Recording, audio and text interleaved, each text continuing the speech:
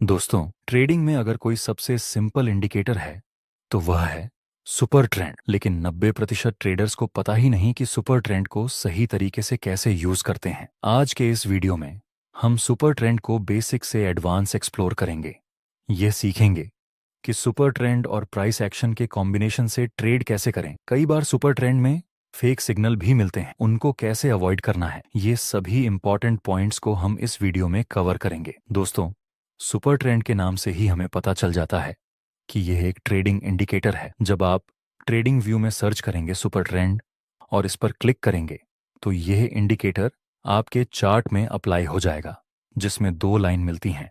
Green line को हम lower line कहेंगे और रेड लाइन को हम अपर लाइन कहेंगे। ये दोनों लाइनों का मतलब ये होता है कि जब प्राइस ग्रीन लाइन के ऊपर होती है तो हम इसे अपर ट्रेंड कहेंगे, और जब प्राइस इस रेड लाइन के नीचे होती है तो इसका मतलब ये कि ये एक डाउन ट्रेंड है। इसमें ट्रेड लेने की एक बेसिक स्ट्रेटजी है कि जब यह रेड लाइन ग्रीन लाइन में कन्वर्ट हो जाए तो इसका मतलब ये हुआ कि अब ये डाउन ट्रेंड खत्म हो चुका है और अपर ट्रेंड की शुरुआत हो चुकी है।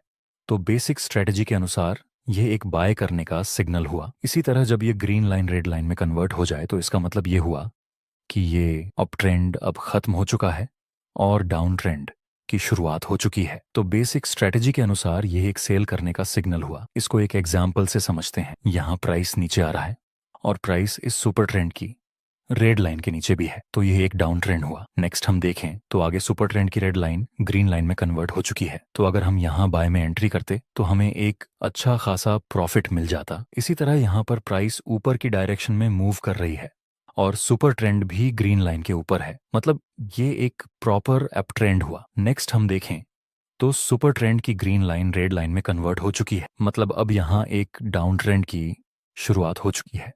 तो अगर हम यहाँ सेल में एंट्री करें तो हमें यहाँ भी बड़ा प्रॉफिट हो जाता। लेकिन दोस्तों, ये बेसिक स्ट्रेटजी है और 90% ट्रेडर्स इसको यूज करते हैं और लॉस करते हैं। जैसे कि यहाँ आप देख सकते हैं, सुपर ट्रेंड बार बार बाय और सेल करने का सिग्नल दे रहा है। यहाँ किसी भी जगह पर सुपर ट्रेंड ने ठीक से काम नहीं किया। अगर आप यहाँ सिर्फ सुपर ट्रेंड के बेस पर ट्रेड लेते तो बार बार लॉस करते, क्योंकि बहुत ही ज्यादा फेक सिग्नल मिल चुके हैं इसमें। सुपर ट्रेंड में ऐसे फेक सिग्नल मिलने के दो रीजन हैं। पहला, जब साइडवेज मार्केट हो उस समय सुपर ट्रेंड बार बार बाय और सेल का सिग्नल शो करता है।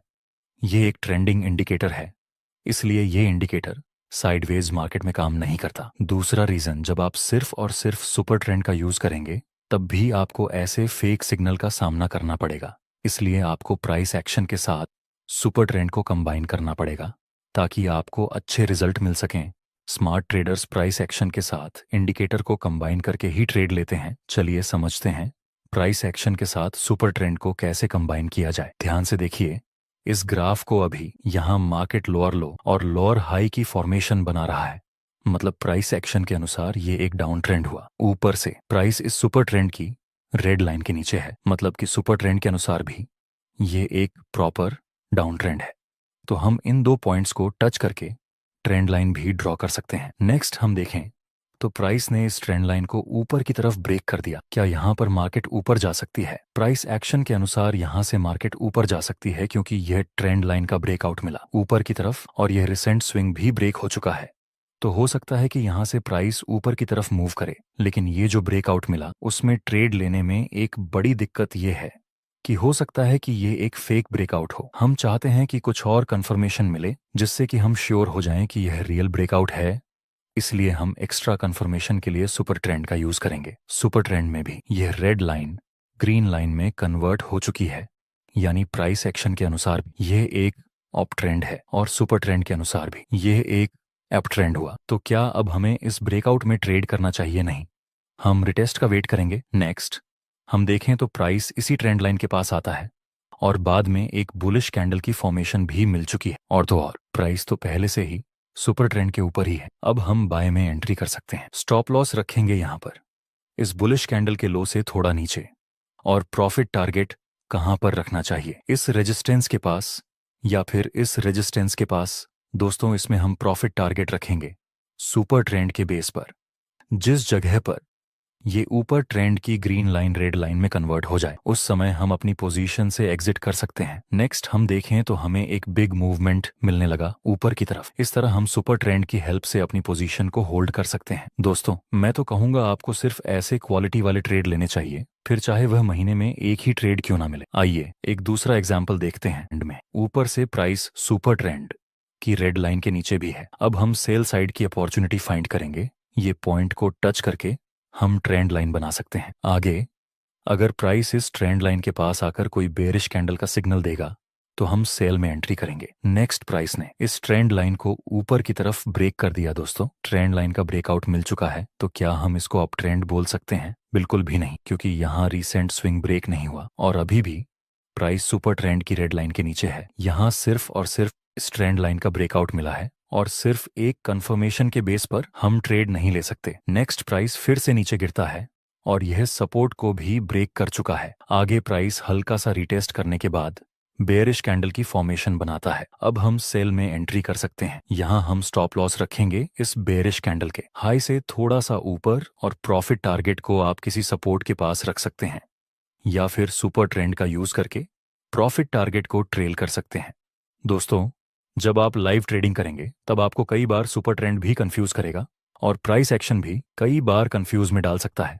कैसे? देखिए, यहाँ पर प्राइस हायर हाई और हायर लो की फॉर्मेशन में ऊपर की तरफ मूवमेंट कर रहा है, सो ये एक अपर ट्रेंड होगा, राइट। लेकिन सुपर ट्रेंड कभी बाय का सिग्नल दे रहा है तो कभी सेल का, प्राइस एक्शन के अनुसार। तो ये बुलिश ट्रेंड ही है, लेकिन सुपर ट्रेंड हमें कंफ्यूज कर रहा है। सिर्फ इतना ही नहीं, आगे इसमें थोड़ी सी और भी कंफ्यूजन आ सकती है। हम ये दो लेवल को टच करके ट्रेंड लाइन बना सकते हैं, क्योंकि ये दोनों ही लेवल्स के पास प्राइस ने अच्छा खासा रिएक्ट किया था, सो हम ट्रेंड लाइन ड्रॉगी कर देंगे। ऐसी स्थिति में हमारा प्लान यही रहता है कि प्राइस इस ट्रेंड लाइन के पास आकर कोई बुलिश कैंडल बनाए, तब हम बाय में एंट्री करें। आइए देखते हैं हमें ट्रेड करने का मौका मिलेगा या नहीं। नेक्स्ट प्राइस ट्रेंड लाइन के पास आकर कोई भी बुलिश कैंडल नहीं बनाता है, बल्कि इस ट्रेंड लाइन को नीचे की तरफ ब्रेक डाउन करता है और प्राइस इस सुपर ट्रेंड की रेड लाइन के नीचे है। मतलब सुपर ट्रेंड के अनुसार भी यहाँ पर डाउन ट्रेंड हुआ, लेकिन फिर भी हम फिलहाल सेल में एंट्री नहीं करेंगे।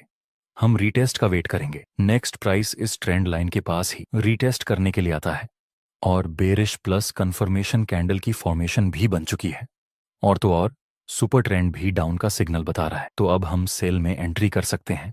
स्टॉप लॉस रखेंगे इस बेरिश कैंडल के हाई से थोड़ा सा ऊपर और प्रॉफिट टारगेट के लिए इस नजदीकी सपोर्ट या फिर सुपर ट्रेंड का यूज करके प्रॉफिट टारगेट को ट्रेल कर सकते हैं। आइए देखते हैं क्या होता है। दोस्तों, कुछ ही समय में हमारा स्टॉप लॉस हिट हो गया। मैं आपको यह समझाना चाहता हूं कि प्राइस एक्शन के अनुसार यहाँ डाउन ट्रेंड था ही नहीं, क्योंकि जब तक हमें रीसेंट स्विंग लो का ब्रेकडाउन नहीं मिलता तब तक हम इसको प्रॉपर डाउन ट्रेंड नहीं कंसीडर कर सकते। आपके दिमाग में एक और क्वेश्चन होगा कि यहाँ सुपर ट्रेंड तो सेल का सिग्नल दे रहा था, उसका क्या? तो ऐसी कंडीशन में जिसमें प्राइस एक्शन और सुपर ट्रेंड दोनों में अलग अलग सिग्नल मिले, उस समय हमें प्राइस एक्शन को ही प्रायोरिटी देनी चाहिए। दोस्तों, मैंने इसलिए ये एग्जांपल ऐड किया ताकि सुपर ट्रेंड के बारे में आपको कोई डाउट ना रहे। अगर आपको ये वीडियो अच्छा लगा हो और कुछ वैल्यूएबल चीजें सीखी हो तो एक लाइक जरूर कर देना।